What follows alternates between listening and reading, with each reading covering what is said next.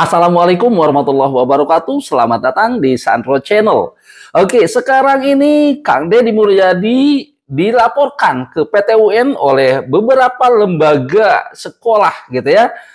Kalau nggak salah sekitar 8 gitu organisasi yang melaporkan Kang Deddy tentang kebijakannya, yaitu memperbanyak siswa di kelas di SMA jadi 50 orang per kelas. Dan ini tentunya sangat menarik. Dan ada beberapa percakapan Kang Deddy yang di-upload, dan ini tentunya akan menarik kalau kita komentari ya. Kita dengarkan percakapan yang pertama. Kalau lebih, kenapa nggak ke sekolah swasta? Kalau lebih siswa di sekolah negeri ini, artinya sekolah negerinya tidak bisa nampung. Jangan dipaksain 50, sekolah swasta aja. Gimana itu? Pertama karena kan masyarakat itu punya persepsi ya, mutu. Jadi punya keinginan untuk tetap sekolah di negeri walaupun ada swasta. Kecuali masyarakat tertentu yang pengen sekolah di swasta yang mahal. Baik, itu dia percakapan pertama. Karena saya potong-potong ini, nanti kita komentari. Oke, kalau menurut saya itu bisa ya, bisa tidak, gitu kan. Nah, anak atau siswa yang orang tuanya, yang siswanya ingin melanjutkan sekolah untuk mendapatkan pengetahuan yang lebih banyak, untuk bisa merubah dirinya, yakin dia pasti akan sekolah walaupun dia jauh. Tetapi di sini dia akan merasakan sakit hati, dan tentunya juga dia akan terbata-bata dengan biaya kalau yang miskin. Kalau yang berkecukupan ya mungkin dia akan melanjutkan tapi sakit hati.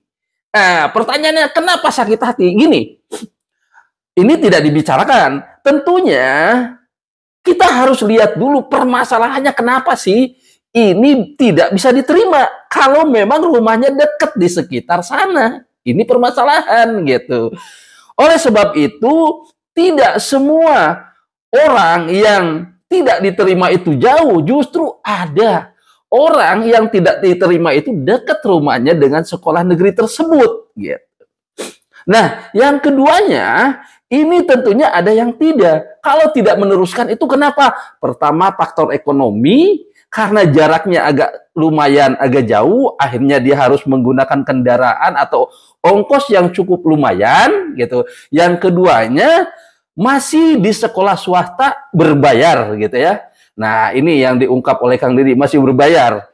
Dan tentunya ini ya memberatkan bagi masyarakat. Kalau masyarakat yang kurang, ya itu akan kesulitan sekali.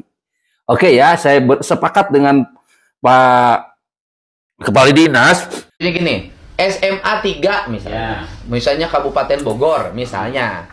Kemudian rumahnya di sini dekat SMA 3. Kemudian karena berdasarkan kualifikasi yang ditetapkan Kemendiknas ini nggak bisa nih. Akhirnya lahir kebijakan saya.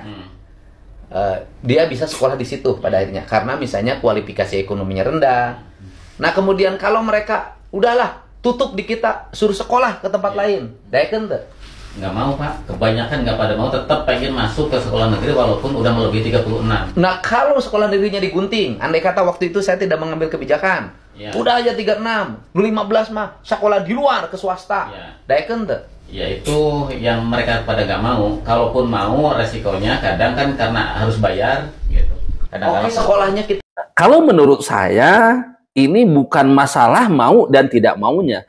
Kalau memang pada saat kemarin kebijakan Bapak Aing, Bapak ini, kebijakan Bapak tidak diturunkan, masalahnya anaknya bukan masalah mau dan tidak mau, bukan itu. Yang akan jadi masalah adalah pasti banyak protes. Kalau menurut saya nih, pasti banyak protes di daerah itu sendiri. Karena apa? Karena banyak orang yang dekat tidak diterima. Itu permasalahannya. Nah, sebenarnya timbul pertanyaan, apakah itu yang diterima pada saat zonasi itu benar-benar yang zonasi atau tidak? Disitulah masalahnya, Pak. Kalau menurut saya, gitu ya. Kalau misalkan pada saat itu Bapak Aing, Bapak Deddy itu tidak membuat keputusan 50 gitu ya per kelas, maka yakin banyak demo di tiap kabupaten kota, terutama yang dekat sekolah favorit. Karena apa? Karena menurut informasi-informasi ternyata masih banyak orang-orang atau anak-anak yang jauh dari sekolah masuk ke sekolah itu. Ya, jalur zonasi, ini permasalahannya. Atau jalur prestasi. Nah, anak yang dekat sekolah, misalkan, karena kalau jalur prestasi itu ya agak sedikit kesulitan, gitu, ada kesulitan, maka dia kebagian nonton.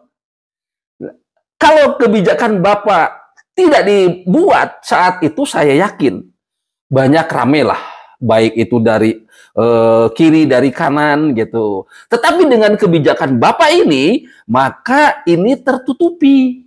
Itu tertutupi nih. Nah, masalahnya sekarang, apakah dia atau siswa tersebut bisa nggak ke sekolah yang lain gitu?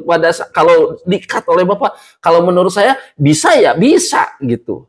Tapi mungkin nggak 100% yang tidak diterima di situ bisa melanjutkan. Itu walau alam. Nah, gitu. Oke, sekolahnya kita kerjasamakan, tidak bayar. Masih daekeun enggak? Kalau sekolahnya di-upgrade, kemudian masyarakatnya punya kesadaran, oh ini tuh bisa sama setara dengan negeri, kemungkinan gitu. Tapi belum tentu juga gitu. Karena kan jaraknya jauh apa dekat? Dari negeri. Dari tempat dia tinggal ke sekolah swasta ya. Ada yang dekat, ada yang jauh. Gitu. Kalau yang dekat juga ada ke sekolah swasta. Tapi biasanya kalau sekolah swasta negeri, dia tetap walaupun ini gratis, tetap milihnya ke negeri. Kalau Bapak membuat keputusan bahwa itu tetap di cut 36 di SMA, lalu yang tidak diterima itu ke swasta dan dilakukan kerjasama, digratiskan sekolah swastanya, ini adalah satu kebijakan yang paling bijaksana. Kenapa saya bilang paling bijaksana? Pertama, sekolah swasta merasa bahwa dia itu tetap dihargai. Yang keduanya, ya sekolah negeri tidak akan juga repot gitu. Karena dengan keputusan itu, dia tetap menolak siapapun yang mau masuk. Tetapi, riak-riak akan tetap ada. Kenapa riak-riak ini akan tetap ada?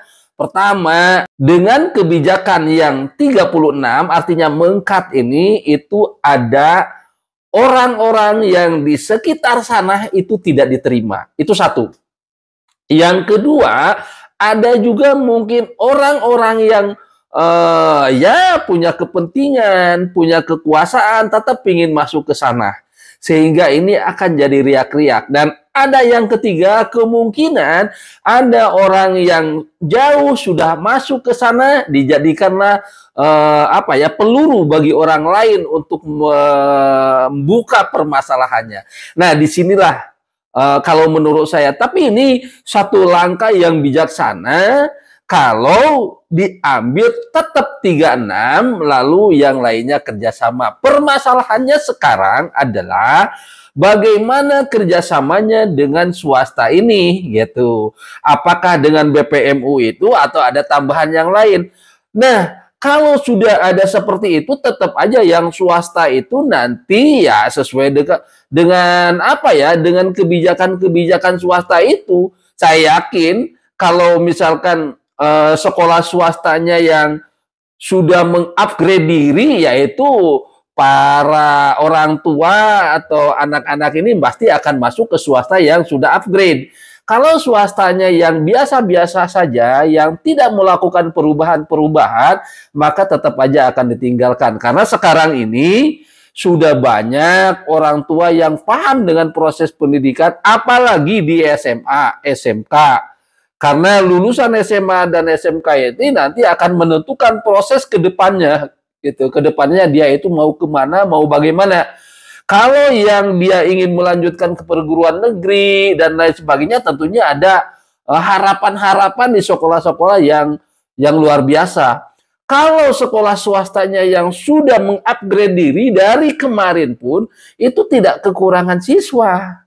Jadi yang kekurangan siswa ini kalau menurut saya adalah kebanyakan sekolah-sekolah yang hanya menunggu limpahan. Itu saja gitu. Nah, sekarang nasi kan sudah jadi bubur. Lalu ke PTUN dari sekolah swasta sudah berjalan.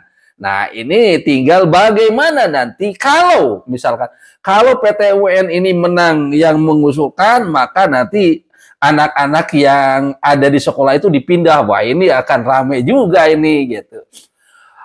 Baik, sebenarnya di sini Bapak sudah benar kalau saya gitu melihatnya Bapak sudah benar, sudah menjadi tameng bagi kepala sekolah, sudah menjadi tameng bagi rakyat.